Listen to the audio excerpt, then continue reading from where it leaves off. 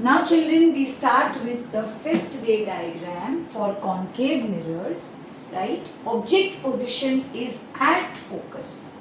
Object को focus पे ही place करना है. Here is the object. Done? Now here we are going to use again rule number 1 and 3. Done? Let us begin. 1 क्या था? We know that incident ray will become parallel to principal axis. देख लेना, हाँ, tip से पास करके parallel. तो you know that reflected कहाँ से पास होगी?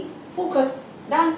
टेक अ स्केल एंड इस तरह से फोकस से ऐसे दूर तक रे लेकर जाओ. Make sure your ray passes through focus. Done. अब नेक्स्ट, अब सेकेंड पोजिशन पे थर्ड रूल लेंगे. You know the rule again, वापस याद कराती हूँ. कौन से दो पॉइंट को ज्वाइन करना है? इस टिप से सेंटर ऑफ कर्वेचर को. Always tip and centre of curvature, don't forget. Okay, और फिर उसको हिट कर देना मिरर के साथ ऐसे. Okay, here is the tip, here is the centre of curvature and here is the mirror. ये ज्वाइन करो, ये इंसिडेंट और वो ही रिफ्लेक्टेड है, और इस रे को ऐसे फर्दर एक्सटेंड करो. Done. Now something surprising. Do you see any image formed? No, cross ही नहीं हो रही, तो इमेज कैसे बनेगी? तो इसलिए यहाँ पर हमने लिखा था फिफ्थ कंडीशन में that the image is formed at infinity.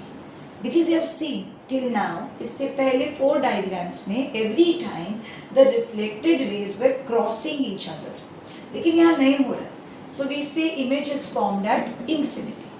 इसका मतलब बहुत दूर तक वो रेज पैरेलल जाती रहेंगी. Now, what is the nature and size?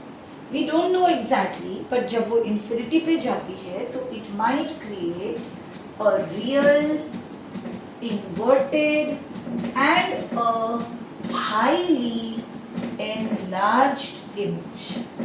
Now you would say why real inverted? Again I would say the same thing. Front में जा रही है, the rays are going in front of mirror, और front होगा तो definitely real inverted.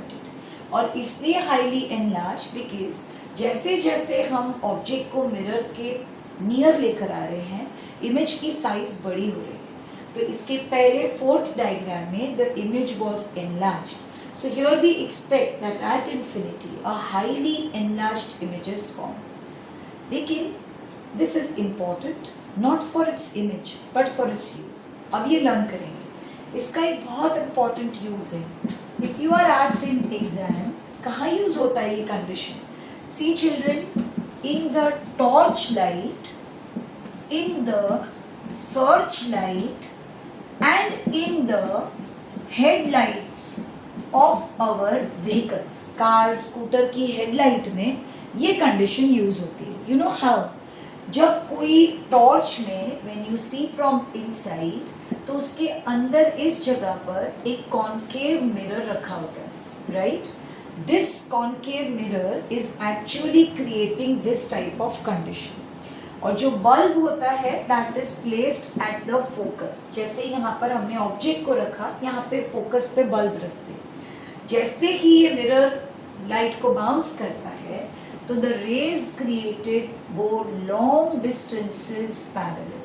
तो यहाँ पे the focus is not to get an image, ये इमेज के लिए नहीं कर रहे, बट यहाँ पर यूज इज कि वो लाइट्स दूर तक पैरेलल जानी चाहिए, सो दैट लॉन्ग डिस्टेंसेस पे you can see the things clearly. तो whenever you are asked that why is a concave mirror used in a searchlight, torchlight or headlight, your answer should be to get parallel beam of light. Done. And secondly, where is the bulb or the light kept in these cases? So it is kept at focus. So very important as a use also and as a drawing also. Object at F, image at infinity, nature and size real, inverted, highly enlarged. Rule 1 and 3 used to draw it and used in torchlight, searchlight, headlights. Remember these terms. Why it is used? To create parallel beams of light.